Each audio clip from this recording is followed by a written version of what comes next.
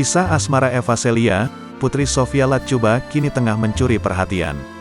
Pasalnya Eva Selina dilamar sang kekasih, Demas Narawangsa di momen ulang tahunnya yang ke-29. Sontak hal tersebut menjadi momen yang tak terlupakan bagi Eva Celia.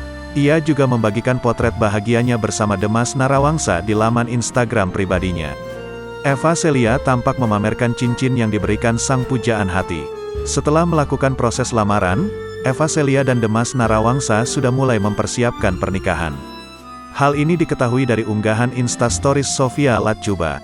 Wanita berusia 51 tahun ini membagikan potret buku dengan tulisan wedding planner yang berarti perencanaan pernikahan.